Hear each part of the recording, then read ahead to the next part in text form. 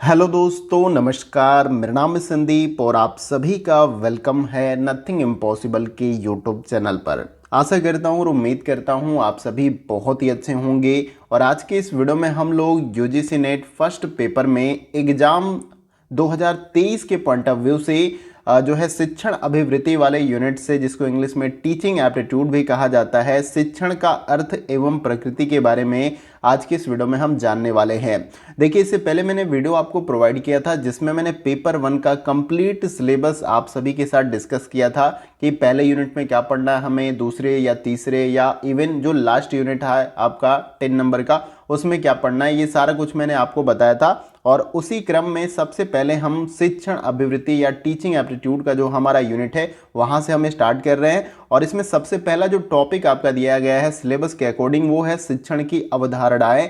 तो अवधारणा को समझने से पहले हमें शिक्षण के बारे में समझ लेना है, उसके अर्थ के बारे में जान लेना है, उसकी प्रकृति क्या होती है वो भी हमें जान लेना है। उसके बाद से मैं सिलेबस के अकॉर्डिंग ही डेप्थ में ही जो मैं आपको पढ़ाते हुए आगे चलूंगा। तो आप स्टार्टिंग से सभी लेक्चर्स को देखते हुए चलिएगा। निश्चित रूप से आगामी जो आपकी परीक्षा यूजीसी नेट की होने वाली है उसमें आप बेहतर स्कोर कर पाएंगे। इसके साथ ही साथ मैं बता दूं आप सभी को कि 2021 में जो पेपर आपका हुआ था पेपर 1 का, उसके साथ साथ 2022 में जो एग्जाम हुआ है उन सभी को मैं जो है एक्सप्लेनेशन के साथ सॉल्व भी कराऊंगा, जिससे आपकी पेपर 1 की तैयारी काफ़ी ज़्यादा बेहतर हो जाएगी। तो चलिए फ्रेंड, वीडियो को स्टार्ट करते हैं। सबसे पहले स्लाइड में हम शिक्षण के बारे में जो है जानने का प्रयास करेंगे। उसके बाद से क्रम से आगे जो सिलेबस के अकॉर्डिंग सब कुछ दिया गया उसको भी मैं आपको छोटे छोटे क्लास में मैं आपको सारा टॉपिक क्लियर कराऊंगा, जिससे वीडियो बहुत ज़्यादा लंबा ना हो और आपको समझने में भी आसानी हो।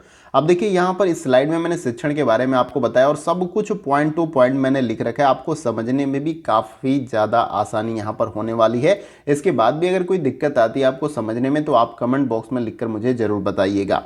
देखिए, यहाँ पर सबसे पहले मैंने आपको पहले पॉइंट में क्या बताया है कि शिक्षण एक पारस्परिक क्रिया है जो किसी उद्देश्य हेतु विद्यार्थी के बौद्धिक विकास में सहायक होती है। यानी कि जो आपका शिक्षण होता है, जो टीचिंग होता है, इसके बारे में ऑलरेडी बहुत सारे छात्रों को पता होगा, लेकिन यहाँ पर हम डिटेल में सारा कुछ पढ़ते हुए चलेंगे। आपको बेसिक चीज़ें लग रही होंगी लेकिन ये आपका बेस भी मजबूत करता हुआ चलेगा। तो शिक्षण पारस्परिक क्रिया यानी एक व्यक्ति के बीच में नहीं हो रहा, यहाँ पर दो व्यक्ति हैं, चाहे सामने वाला छात्र क्यों ना हो, तो उनके बीच में क्रिया होती है। हो सके तो इसमें जो टीचर होता है उसके द्वारा ज्ञान जो है छात्र को दिया जाता है। वो विषय का भी ज्ञान हो सकता है, विषय में आपके मैथ है, साइंस है, इंग्लिश है, कई सारे सब्जेक्ट हैं। और ये एक उद्देश्य परक होता है, इसका कुछ उद्देश्य होता है, ऐसा नहीं कि बिना उद्देश्य के ये जो है आपका शिक्षण होता है। तो यहाँ पर बताया भी गया है कि किसी उद्देश्य हेतु विद्यार्थी के बौद्धिक विकास में ये सहायक होता है। तो जब भी कोई छात्र होता है, तो जब उसका जन्म होता है उसके बाद से वो अपने आसपास के परिवेश और अपने परिवार से सीखता है। फिर उसके बाद कुछ समय के बाद से उसको स्कूल में दाखिला मिलता है। स्कूल में मिलता है तो वहाँ पर टीचर के द्वारा वो विषय का ज्ञान, भाषा का ज्ञान धीरे धीरे सीखता है। उसके बाद से वो आगे बढ़ते हुए कॉलेज में आता है जहाँ पर जो है प्रोफेसर उनको पढ़ाते हैं। तो बेसिकली शिक्षण या जो टीचिंग एप्टीट्यूड का यूनिट हमें दिया गया है, इसको इसलिए यहाँ पर दिया गया है ताकि आपको टीचिंग का जो अनुभव हो बहुत अच्छे तरीके से पता हो कि टीचिंग आखिर कैसे होती है, ताकि आगे चलकर जब आप टीचिंग करें, कॉलेज में जाकर पढ़ाएं, तो आपको सारी चीज़ें पता हो ताकि टीचिंग आपके लिए काफ़ी ज़्यादा आसान हो जाए। तो आई होप कि आपको समझ में आ गया होगा पहली लाइन कि शिक्षण एक पारस्परिक क्रिया है जो कि एक उद्देश्य परक होती है। ये विद्यार्थी के बौद्धिक विकास में काफ़ी ज़्यादा सहायक होती है। उसके बाद दूसरे पॉइंट में मैंने क्या बताया कि इस प्रकार शिक्षण एक सतत चलने वाली प्रक्रिया है जिसमें शिक्षक और विद्यार्थी के बीच परस्पर संवाद होता है। सतत का मतलब निरंतर चलने वाली प्रक्रिया है। ऐसा नहीं कि शिक्षण आप कॉलेज से पास आउट भी हो जाते हो तब भी किसी न किसी माध्यम से शिक्षण आपका होता रहता है और आप कुछ न कुछ जीवन पर्यंत सीखते रहते हैं। अब देखिए, इसमें बोला गया कि सतत चलने वाली प्रक्रिया है जिसमें शिक्षक और विद्यार्थी के बीच परस्पर संवाद होता है। क्लासरूम में आपको पता है कि शिक्षक और छात्र के बीच में हमेशा परस्पर संवाद होता रहता है, विषय के ऊपर चर्चा होता रहता है, ज्ञान वर्धन की बातें बताई जाती हैं उनको। फिर उसके बाद से नेक्स्ट पॉइंट में मैंने बताया कि शिक्षण एक कला है जो प्रशिक्षुओं को प्रभावशाली ज्ञान प्रदान करता है। तो याद रखना है कि यहाँ से एक क्वेश्चन कई बार पूछा गया था, लेकिन अभी जो आपका एग्जाम हुआ उसमें ये कला और विज्ञान से कोई क्वेश्चन नहीं पूछा गया था, लेकिन कई बार यहाँ से क्वेश्चन पूछा गया कि शिक्षण क्या है। तो शिक्षण कला एवं विज्ञान दोनों है। याद रखना है, कला का मतलब किस प्रकार से आप किसी कॉन्सेप्ट को अच्छे तरीके से छात्र को समझा देते हैं, वो आपका कला है। विज्ञान का मतलब जो आप साइंटिफिकली डेटा उनको बताते हैं, यहाँ पर यही बात आपको कही गई है। इसके बाद से नेक्स्ट पॉइंट में कि शिक्षण औपचारिक एवं अनौपचारिक दोनों रूप में होता है, जो प्रशिक्षुओं को अधिक से अधिक सीखने के लिए प्रोत्साहित करती है तथा उसे सामाजिक वातावरण में ढलने में मदद करती है। अब देखिए, इतने से ही स्लाइड में आपको शिक्षण के बारे में बहुत ही डिटेल में समझ में आ गया। वैसे तो बहुत सारा लंबा चौड़ा इसमें जो है मटेरियल या कंटेंट भरा जा सकता था, लेकिन इतना काफ़ी, इतने में आपको अच्छे तरीके से क्लियर हो गया। अब देखिए, शिक्षण दो तरीके से होता है, एक तो औपचारिक और अनौपचारिक होता है। जिन छात्रों ने बीएड कर रखा होगा उनको तो और पहले से भी पता होगा कि औपचारिक और अनौपचारिक शिक्षा क्या होती है। औपचारिक शिक्षा वो शिक्षा होती है जो हम किसी स्कूल, संस्थान या सिस्टमेटिक वे में जो प्राप्त करते हैं। अनौपचारिक शिक्षा आप अपने समाज से, परिवार से, माता पिता से जो आप सीखते हैं, वो अनौपचारिक शिक्षा के अंतर्गत आता है। औपचारिक में सिस्टम होता है, छात्र जो है शुल्क भी जमा करता है, किसी संस्थान में कोई कोर्स करता है या पढ़ने के लिए। तो आई होप कि आप औपचारिक और अनौपचारिक में ईजिली अंतर कर पाएंगे। तो ये दोनों रूप में होता है, जो प्रशिक्षुओं को अधिक से अधिक सीखने के लिए प्रोत्साहित करता है। तो बेसिकली यहाँ पर कुछ न कुछ छात्र जो है सीखता रहता है, चाहे औपचारिक माध्यम से या अनौपचारिक माध्यम से, तथा उसे सामाजिक वातावरण में ढलने में मदद करता है। तो ये जो शिक्षा दी जाती है औपचारिक और अनौपचारिक रूप से, ये जो है छात्र को या जो विद्यार्थी होता है उसको सामाजिक वातावरण जो हमारा होता है आसपास का, उसमें ढलने में क्या करता है, मदद करता है। तो उम्मीद करता हूँ शिक्षण आपको अच्छे तरीके से क्लियर हो गया। मैं ज़्यादा समय नहीं ले रहा हूँ, लेकिन समझाने का आपको पर्याप्त प्रयास कर रहा हूँ। उसके बाद से भी अगर कुछ समझ में नहीं आता है तो ये कमेंट बॉक्स नीचे आपको दिया जाता है और उसमें मुझे कमेंट करके ज़रूर बताइएगा। आइए अगली स्लाइड को देखते हैं। अब देखिए, यहाँ पर कुछ मैंने पॉइंट्स जोड़ रखा है इसी में, इसको भी थोड़ा सा देखते हुए हम चलते हैं। जैसे कि देखिए, यूनेस्को द्वारा स्थापित डेलोर कमीशन ने जो है 1996 में अपनी एक रिपोर्ट तैयार की थी, जिसमें उन्होंने बताया था शिक्षा के बारे में। तो देखिए, शिक्षा के द्वारा उन्होंने बताया, इस रिपोर्ट में जो बताया गया है, शिक्षा के द्वारा शिक्षार्थियों में मानवाधिकार, सामाजिक उत्तरदायित्व, सामाजिक समानता, लोकतांत्रिक भागीदारी, सहिष्णुता, सहकारी भावना, रचनात्मकता, पर्यावरण के प्रति संवेदनशीलता, शांति, अहिंसा, प्रेम आदि मूल्यों को विकसित करने पर बल दिया जाता है। तो बेसिकली शिक्षण के बारे में यहाँ पर आपको बताया गया है, और ये जो बातें बताई गई है ये यूनेस्को द्वारा स्थापित डेलोर कमीशन के द्वारा एक रिपोर्ट तैयार की गई थी। कब की गई थी? 1996 में, शिक्षा से संबंधित। तो इसमें बताया गया था बेसिकली शिक्षण के अंतर्गत छात्रों में क्या जो है डेवलप करने का प्रयास किया जाता है। तो शिक्षार्थियों के मानव अधिकार के बारे में बात की गई थी, सामाजिक उत्तरदायित्व उनका क्या होना चाहिए, सामाजिक समानता के बारे में बताना चाहिए, लोकतांत्रिक भागीदारी किस प्रकार से हो सकती है आपकी, उसके बारे में छात्रों को बताना चाहिए। इसके साथ ही साथ सहिष्णुता के बारे में, सहकारी भावना कैसा होता है, रचनात्मकता, पर्यावरण के प्रति संवेदनशीलता, शांति, अहिंसा, प्रेम आदि ये मूल्य विकसित करने पर बल दिया जाता है छात्र के अंदर। तो आई होप कि ये कोटेशन आपको समझ में आ गया होगा, इसको मैंने इसी में ऐड कर दिया था। और उसके बाद से नेक्स्ट पॉइंट में मैंने बताया कि शिक्षण औपचारिक और अनौपचारिक दोनों प्रकार का हो सकता है। देखिए, यहाँ पर मैंने ऊपर भी आपको बताने का प्रयास किया, तो यहाँ पर कुछ डिटेल्स में आपको देखने को मिल जाएगा। अनौपचारिक शिक्षा मुख्यतः परिवार और समुदाय द्वारा जीवन के आरंभिक वर्षों में प्रदान की जाती है। अब देखिए, अनौपचारिक के बारे में मैंने ऊपर ही आपको बता दिया था। अनौपचारिक का मतलब कि बिना किसी संस्थान या कोई सिस्टमेटिक वे में जो शिक्षा नहीं दी जाती, जिसमें आपका जैसे दोस्त मित्र हो सकते हैं, परिवार के सदस्य हो सकते हैं, आपका समाज हो सकता है, वहाँ से कुछ न कुछ आप सीखते हैं, तो वो सीखना अनौपचारिक रूप से होता है। तो उसको हम अनौपचारिक शिक्षा के अंतर्गत लेते हैं। तो आई होप कि आप इसे समझ गए होंगे। और दूसरी तरफ औपचारिक शिक्षण में शिक्षण संस्थान एवं शिक्षक की भूमिका अहम होती है। तो जैसे ही औपचारिक का मतलब सिस्टमेटिक वे में, अब सिस्टमेटिक वे में जब आप पढ़ाई करोगे तो किसी कॉलेज में जाओगे, किसी स्कूल में जाओगे, किसी इंस्टीट्यूशन में जाओगे, तो वहाँ पर कुछ न कुछ रूल रेगुलेशन होगा, उसी के अकॉर्डिंग आप पढ़ाई करोगे, उसके लिए शुल्क भी लोग देते हैं, ठीक है। तो ये एक सिस्टमेटिक वे में होता है, यानी कि ये औपचारिक शिक्षा के अंतर्गत आपका आ जाता है। तो उम्मीद करता हूँ इस स्लाइड में भी जो कुछ मैंने डिटेल बताया वो आपको अच्छे से क्लियर हो गया होगा। आइए अब अगली स्लाइड को देखते हैं। अभी तक हम जो है शिक्षण के बारे में देख रहे थे कि शिक्षण आखिर होता क्या है। उम्मीद करता हूँ शिक्षण आपको अच्छे तरीके से क्लियर हो गया होगा कि शिक्षण या टीचिंग क्या है। अब हम शिक्षण के अर्थ के बारे में, यानी मीनिंग ऑफ द टीचिंग के बारे में जानने का प्रयास करेंगे। तो देखिए, सबसे पहले पॉइंट में मैंने क्या बताया आपको कि शिक्षण एक त्रिआयामी प्रक्रिया है, जिसमें शिक्षक और छात्र पाठ्यक्रम के माध्यम अपने स्वरूप को प्राप्त करते हैं। अब त्रिआयामी इसको इसलिए बोला गया कि शिक्षण के दौरान एक जो है आपका यहाँ पर पाठ्यक्रम होता है, पाठ्यक्रम, और उसके बाद से आपका विद्यार्थी भी यहाँ पर होता है आपका, यानी कि छात्र आपका हो गया। फिर उसके बाद से आपका यहाँ पर शिक्षक होता है, शिक्षक आप यहाँ पर लिख सकते हैं इस प्रकार से। तो ये तीन चीज़ें आपका होता है, इसीलिए इसको त्रिआयामी बोला गया। अब शिक्षक है, एक पाठ्यक्रम एक सिलेबस होगा जिसके अकॉर्डिंग जो शिक्षक है वो छात्र को ज्ञान प्रदान करने का प्रयास करेगा। तो उम्मीद करता हूँ आपको ये पॉइंट अच्छे से क्लियर हो गया होगा।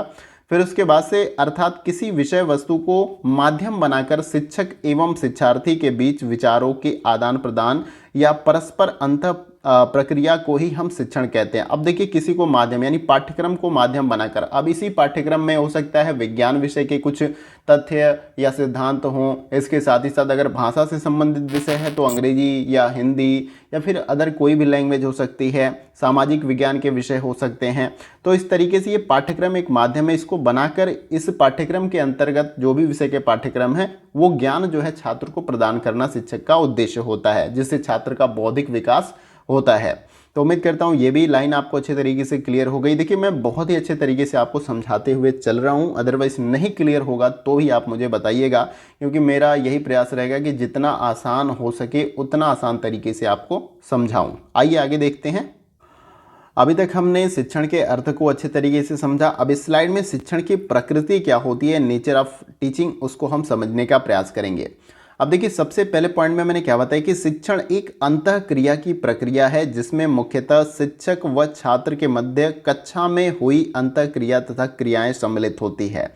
तो इस प्रकृति के अंतर्गत समझते हैं शिक्षण की। तो इसमें यही बोला गया कि शिक्षण एक अंतःक्रिया की प्रक्रिया है और इसमें मुख्य रूप से दो लोग हैं, एक तो शिक्षक आपका है और एक छात्र है। इनके मध्य में जो आपकी क्रिया होती है या अंतःक्रिया, वही यहाँ पर बताई जा रही है और इसी क्रिया के माध्यम से शिक्षक के द्वारा छात्र को ज्ञान या उसका बौद्धिक विकास करने का प्रयास किया जाता है। तो इसमें दो चीज़ें सम्मिलित होती हैं, ये आपको याद रखना है। और इसके बाद से यहाँ पर मैंने बताया कि शिक्षण अंतर्वैयक्तिक प्रभाव है जिसका उद्देश्य एक दूसरे के व्यवहार क्षमताओं को विकसित करना है। तो शिक्षण बेसिकली आपका अंतर्वैयक्तिक प्रभाव, यानी अगर कुछ ज्ञान आपको दिया जाता है या सामाजिक बातें बताई जाती है या अच्छी बातें, तो उसका प्रभाव आपके जीवन पे पड़ता है। तो कहीं ना कहीं ये अंतर्वैयक्तिक प्रभाव होता है जिसकी वजह से आपके जीवन में बदलाव देखने को मिलता है, आपका रहन सहन हाव भाव भी बदलता है। तो आई होप कि आपको ये क्लियर होगा कि शिक्षण अंतर्वैयक्तिक प्रभाव है जिसका उद्देश्य एक दूसरे के व्यवहार क्षमताओं का विकास करना यहाँ पर है। तो उम्मीद है कि शिक्षण की प्रकृति भी आपको क्लियर हो गया होगा। इसमें कुछ डाउट होने लायक चीज़ें मैंने छोड़ी नहीं है, सब कुछ ईजी में मैंने टाइप कर रखा है। इसके साथ ही साथ मैं बता दूं कि ये जो इसकी पीडीएफ अगर आपको प्राप्त करनी है तो आपको टेलीग्राम ग्रुप ज्वाइन कर लेना है। नथिंग इम्पॉसिबल के नाम से टेलीग्राम ग्रुप होगा। वीडियो के डिस्क्रिप्शन बॉक्स में मैं नीचे इसका लिंक दे दूंगा टेलीग्राम ग्रुप का, जहां से आप इजीली ज्वाइन कर पाएंगे और इन वीडियो की पीडीएफ को भी प्राप्त कर पाएंगे। आइए अगली स्लाइड को देखते हैं। अब इस स्लाइड में जो है हम शिक्षण की कुछ परिभाषाओं को जो है देखेंगे। देखिए, इसमें सबसे पहले यहाँ पर शिक्षण अधिगम प्रक्रिया की उद्देश्यपूर्ण दिशा है, ये एक परिभाषा है। शिक्षण अधिगम प्रक्रिया की उद्देश्यपूर्ण दिशा है, यानी शिक्षण जो है उद्देश्यपूर्ण होता है, ऐसा नहीं कि बिना उद्देश्य के ही शिक्षण होता है। और शिक्षण जब होता है तो वहाँ पर अधिगम भी होता है, इसलिए यहाँ पर बोला गया कि शिक्षण अधिगम प्रक्रिया की उद्देश्यपूर्ण दिशा है, रास्ता है, यूँ कह सकते हैं आप। और दूसरा है शिक्षण शिक्षकों द्वारा छात्रों को प्रदान किए गए अनुभवों के आधार पर उनमें अपेक्षाकृत स्थायी परिवर्तन की एक प्रक्रिया है। तो शिक्षण क्या है? शिक्षकों द्वारा छात्रों को प्रदान किए गए अनुभवों के आधार पर उनमें जो अपेक्षाकृत स्थायी परिवर्तन आता है, उसी की ये एक प्रक्रिया है। यानी कि जब भी शिक्षक के द्वारा छात्र को ज्ञान दिया जाता है तो उसके व्यवहार में परिवर्तन आता है, ये आप सभी को पता है। फिर उसके बाद से नेक्स्ट जो आपका है इसमें कि शिक्षण ज्ञान, अनुभव और वैज्ञानिक सिद्धांतों का दक्षता से समाज के लिए उपयोग में लाया जाना है। इससे हम विद्यार्थियों को सीखने के लिए अनुकूल वातावरण तैयार कर सकते हैं। तो ये भी एक बड़ा सा परिभाषा यहाँ पर है कि शिक्षण ज्ञान, अनुभव और वैज्ञानिक सिद्धांतों का दक्षता से समाज के लिए उपयोग में लाया जाना है। इसमें हम विद्यार्थियों को सिखाने के लिए एक अनुकूल वातावरण तैयार कर सकते हैं। तो ये तीन परिभाषाएं यहाँ पर है और आगे भी कुछ परिभाषाएं हैं, उनको भी हम देख लेते हैं। अब देखिए, इसमें आगे जो परिभाषा हमारी है कि शिक्षण एक योजनाबद्ध गतिविधि है इसकी प्रभावशीलता इस बात पर निर्भर करती है कि शिक्षार्थी कितनी सुगमता, सरलता और शुद्धता से विषय वस्तु को ग्रहण करते हैं। तो इस परिभाषा में आपको बताया है कि शिक्षण एक योजनाबद्ध गतिविधि है। अब योजनाबद्ध का मतलब कि इसमें पाठ्यक्रम होता है, एक सिस्टमेटिक वे में क्लास लिया जाता है और सभी टॉपिक्स को आपको क्लियर कराया जाता है। ये तो आपको क्लियर हो गया। और इसकी प्रभावशीलता इस बात पर निर्भर करती है कि शिक्षार्थी कितनी सुगमता और सरलता और शुद्धता से विषय वस्तु को ग्रहण करता है। यानी कि ये जो योजनाबद्ध गतिविधि है शिक्षण की, इसकी प्रभावशीलता जो है इस बात पर निर्भर करती है कि जो छात्र है, जो विद्यार्थी है, कितने अच्छे तरीके से, कितनी सरलता पूर्वक और कितना शुद्धता के साथ जो है विषय वस्तु उसको बताया जा रहा है उसको ग्रहण करता है। फिर नेक्स्ट जो इसमें है कि शिक्षण पूर्व निर्धारित उद्देश्यों को प्राप्त करने के लिए शिक्षार्थी, शिक्षक और अन्य चरों को सुव्यवस्थित तरीके से संगठित करने की एक प्रक्रिया है। इसके बाद से आगे का जो परिभाषा यहाँ पर है कि शिक्षण छात्रों द्वारा वांछित ज्ञान और कौशल सीखने एवं अधिग्रहण करने की प्रक्रिया है जिससे वे समाज में बेहतर जीवन यापन कर सके। तो ये कुछ परिभाषाएं हैं। ऊपर भी मैंने 3 परिभाषा बताई और इस स्लाइड में भी 3 परिभाषाएं बताई। इनको आपको बस याद रखना है, इनको समझ लेना है और उसके बाद से जो है अगर यहाँ से कुछ पॉइंट्स बनते भी हैं तो आप उनको क्लियर कर सकते हैं। अब अगली स्लाइड में हम शिक्षण की जो कुछ विशेषताएं हैं उनको भी देख लेते हैं। अब इस स्लाइड में जो है शिक्षण की कुछ विशेषताएं हैं उसको हम देखते हैं। देखिए, सबसे पहले है शिक्षण मूलतः एक बौद्धिक गतिविधि है। यानी कि शिक्षण क्या है? मूलतः एक प्रकार की बौद्धिक गतिविधि है जहां पर बुद्धि का इस्तेमाल होता है। ये बात आपको क्लियरली समझना है। फिर उसके बाद से नेक्स्ट जो इसमें है कि शिक्षण के 2 मूलभूत प्रतिरूप हैं जिसमें परीक्षक केंद्रित एवं शिक्षार्थी केंद्रित। याद रखना है, सॉरी यहाँ पर मैंने परीक्षक नहीं परीक्षक बोला, ये आपका प्रशिक्षक होगा। यानी कि जो टीचर सेंटर्ड मेथड की बात की जा रही है और यहाँ पर स्टूडेंट सेंटर्ड मेथड की बात की जा रही है। तो 2 प्रकार से जो है यहाँ पर शिक्षण होता है। अब देखिए, जो शिक्षक केंद्रित शिक्षण पद्धति है इसमें शिक्षक केंद्र में होता है और उसके द्वारा जिस प्रकार से क्लास का संचालन किया जाता है उसी प्रकार से छात्र को सीखना होता है, क्योंकि वहाँ पर छात्र किस प्रकार से सीख रहा है उसको ज़्यादा महत्व नहीं दिया जाता है शिक्षक केंद्रित जो शिक्षण पद्धति होता है। लेकिन शिक्षार्थी केंद्रित में जो है छात्र को सेंटर में रखा जाता है। छात्र जिस प्रकार से सुगमतापूर्वक सीखना चाहता है शिक्षक को उसी प्रकार से सिखाना होता है।